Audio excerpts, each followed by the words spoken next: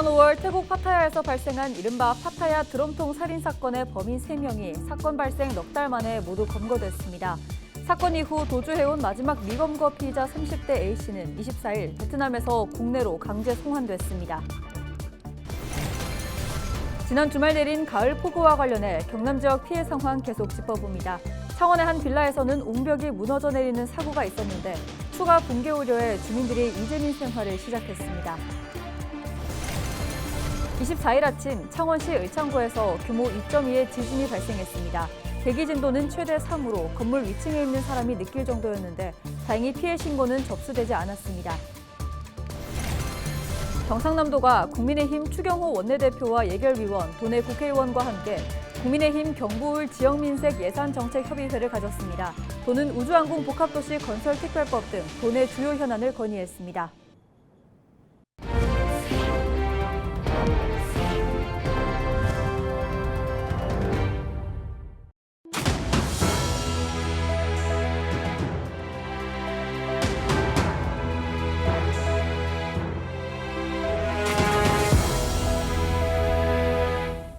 시청자 여러분 안녕하십니까?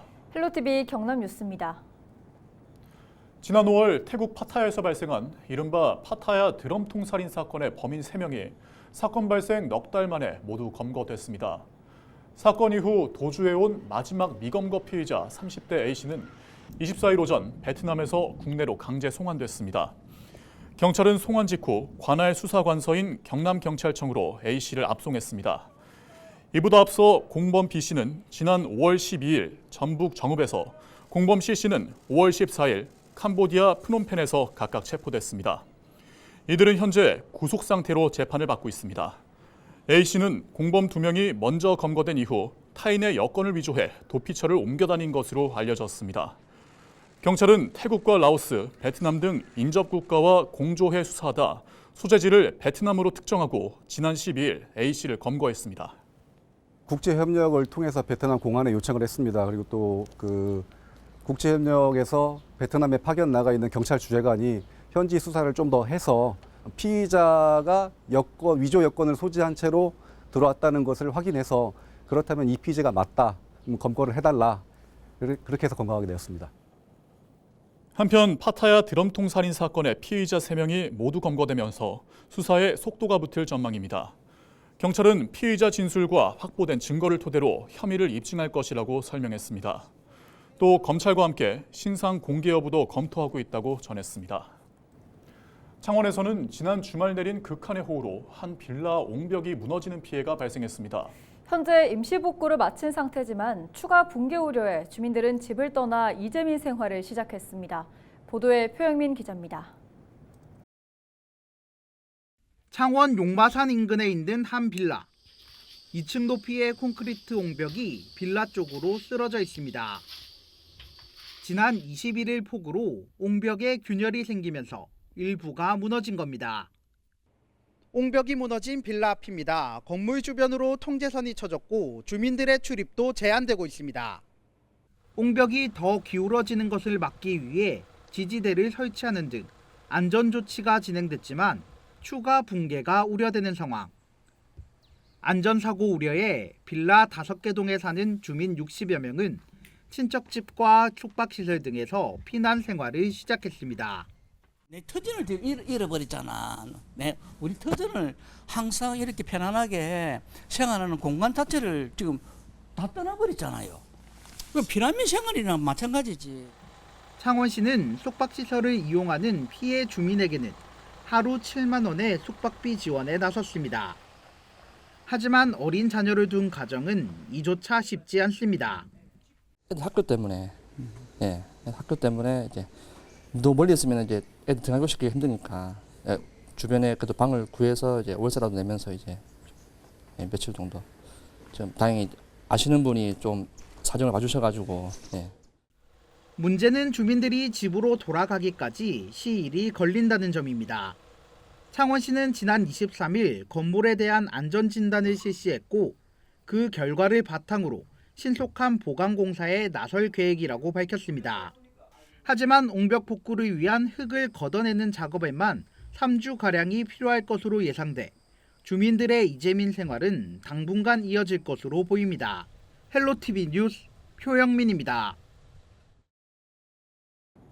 네, 이재민 생활을 하고 있는 곳은 부산도 마찬가지입니다. 지난 주말 폭우로 경남뿐 아니라 부산에도 많은 피해가 발생했는데요. 여전히 수마의 흔적이 남은 곳에서는 주민들이 힘겨운 생활을 하고 있습니다. 보도에 김한식 기자입니다. 소방관들이 사다리를 이용해 가정집과 연결합니다. 잠시 뒤 한 남성이 사다리를 타고 내려옵니다. 지난 21일 집중호우 당시 도로와 주택 일부 붕괴 현장입니다. 사고 이후 3일이 지났지만 콘크리트 덩어리와 세탁기 등 가재 도구들이 여전히 나뒹굴고 있습니다. 주택 바로 밑에는 시뻘건 흙이 그대로 노출돼 있는데 붕괴 부위가 조금만 더 안쪽이었으면 자칫 건물 전체가 위험할 수도 있었습니다. 이게 위험한 부분 5분 다 해서 이분들 전부 다 비시설로 하셨어요. 저희가 지금 응급복구 하면서 항구복구에 대한 설계를 해야 돼요. 그냥 원인 규명해야 되고 정확하게. 시내의 한 아파트 출입구 주변에 커다란 천막이 씌워져 있고 출입을 통제하는 안전띠가 설치됐습니다. 지난 21일 오전 집중호우로 아파트 단지 담벼락이 붕괴된 겁니다. 토요일 아침에 한 6시인가 7시인가 그쯤 됐을 거예요. 네. 쿵 잠동분 뭐라는 무너지는 소리 쿵 나던데 나와 보니까 경찰들하고 다 와 있더라고요. 붕괴된 담벼락은 설치한 지 오래인데다 붕괴 충격으로 약화된 상태.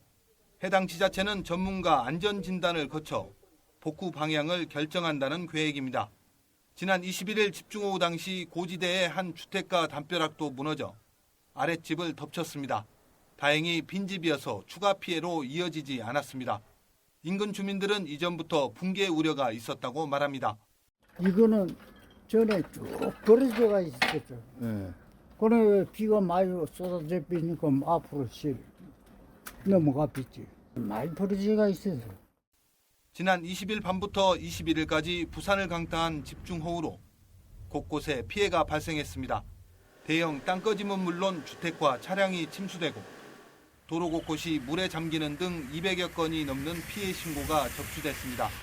다행히 큰 인명피해는 발생하지 않았지만 수마가 핥히고 간 흔적이 여전히 곳곳에 남은 채 복구를 기다리고 있습니다. 헬로티비 뉴스 김한식입니다. 지난 주말 폭우에 24일 오후 2시 기준 경남 도내 유치원과 초중고, 특수학교 23곳이 피해를 본 것으로 집계됐습니다. 경상남도 교육청은 급식소 바닥이 일부 침수됐던 창원 진해 자은초등학교를 지난 23일 찾아 현장을 점검했습니다. 이 밖에 창원숲 유치원과 김해 제1고, 김해 외고, 거제 양정초 등에서 침수와 누수 피해 등이 있었습니다. 다만 경남도 교육청 안전총괄과는 피해를 본 23곳 모두 23일부터 수업과 급식 모두 정상 운영했다고 밝혔습니다.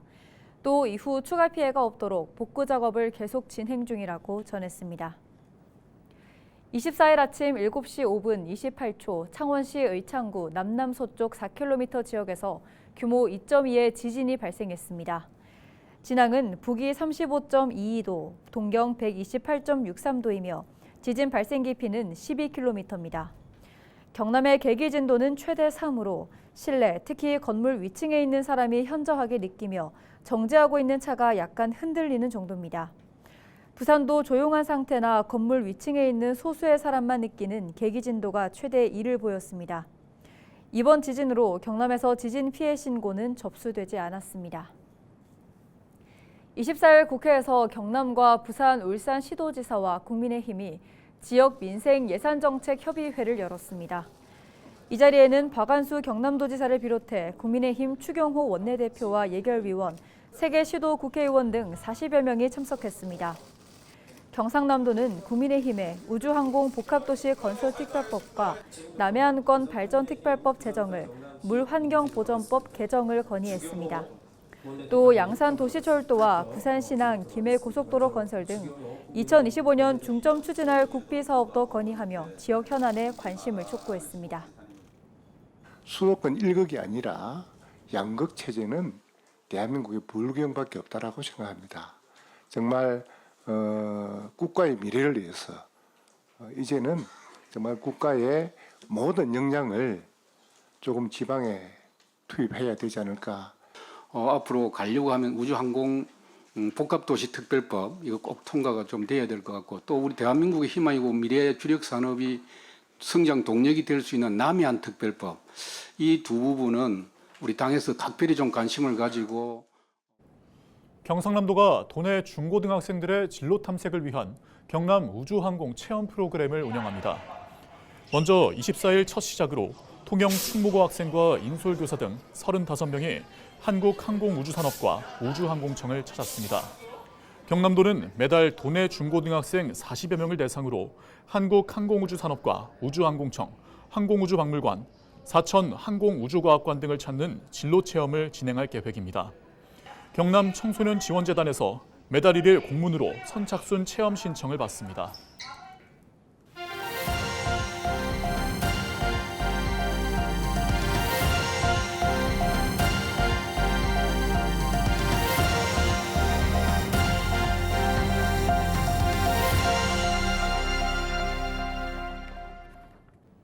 부산이 세계 주요 도시의 금융 경쟁력을 측정하는 국제금융센터 지수 평가에서 121개 금융도시 중 25위에 올랐습니다. 이는 지난 2015년 이후 가장 높은 성적으로 지난해 9월 대비 8단계 상승한 순입니다. 아시아권에서는 홍콩과 싱가포르, 상하이, 두바이와 도쿄 등에 이어 9위를 차지했습니다. 부산시는 이번 순위에 대해 부산시가 지난 6월 금융기회발전특구로 지정됐고 글로벌 허브도시 특별법 등 부산 성장에 대한 기대감이 반영된 것으로 보인다고 분석했습니다. 침몰 우려가 있는 부산항 장기계류 선박에 대한 강제 이동이 추진됩니다. 부산지방해양수산청은 부산항 4무량장과 5무량장에 장기 계류된 유류운반선 7척에 대해 10월 말까지 이동 명령을 통보했다고 밝혔습니다. 해당 선박들은 개선 신고 등 관련 법령을 위반한 상태로 항만시설을 무단 점용하고 일부는 유류를 보관하고 있어 침몰 사고 시 해양 오염 우려가 있는 것으로 전해졌습니다. 부산해수청은 자진 이동이 이루어지지 않을 경우 행정대집행법에 따라 강제 이동 조치하고 이에 따른 비용을 선주에게 청구할 예정입니다. 주민이 주인이 되는 직접 정치 구현을 위한 축제인 주민대회가 오는 11월 김해에서 열립니다. 김해 지역 시민사회단체들이 모인 김해 주민대회 조직위원회는 기자회견을 열고 주민에게 권력을 이라는 주제로 올해 500명의 주민이 함께하는 제2회 김해 주민대회를 연다고 선포했습니다. 김해 주민대회는 주민 요구안을 접수한 뒤 심의와 주민투표를 거쳐 기간은 11월 16일 열립니다. 조직위는 주권자로서 주민 요구가 정책과 예산으로 반영되는 직접 정치를 구현하기 위해 주민대회를 연다고 취지를 설명했습니다. 지난해 열린 첫 주민대회에는 주민 요구안 388개를 모아 주민 4,400여 명이 투표로 10대 주요 요구안을 선정했으며 대회에는 지역민 100명이 참여했습니다. 양산 동부권인 웅상 지역을 새롭게 재편해 미래도시로 재창조하는 비전이 발표됐습니다. 24일 웅상문화체육센터에서 열린 비전 발표 현장에는 지역 인사와 시민 등 500여 명이 참석해 변화를 주목했습니다. 나동현 양산시장은 이 자리에서 웅상 리뉴얼, 미래로의 도시 재창조를 주제로 신행정, 신교통, 신환경, 신도시란 웅상 종합발전 계획을 제시했습니다. 또한 노후된 서창지구와 인근 지역을 신도시로 개발하는 계획을 최초로 발표하며 새로운 웅상 재건을 설명했습니다. 우리 주민 동의를 얻어내고 계획을 잘 잡으면 충분히 이렇게 이루어낼 수 있다고 생각을 하고 내년에 기본 계획을 잡아서 승인을 받게 되면 2027년서부터 이 사업이 본격적으로 추진될 것으로 보고 계획을 잡고 추진 중에 있습니다. 부산시가 오는 9월 28일 다대포 해수욕장 일원에서 세븐비치 어싱 챌린지 세 번째 편을 개최합니다. 어싱은 지구와 우리 몸을 연결한다는 의미입니다. 세븐비치 어싱 챌린지는 부산의 7개 주요 해변을 차례로 걷는 행사로 부산시는 시민들이 맨발로 해변을 걷는 어싱 활동을 통해 몸과 마음의 치유의 시간을 가질 수 있을 것으로 설명했습니다. 이번 다대포편 세븐비치 어싱 챌린지는 왕복 2km 코스를 1,250명이 1조로 총 8개 조로 나눠 차례로 출발하는 형식으로 진행됩니다. 이상으로 뉴스를 마칩니다. 함께해 주신 여러분 고맙습니다.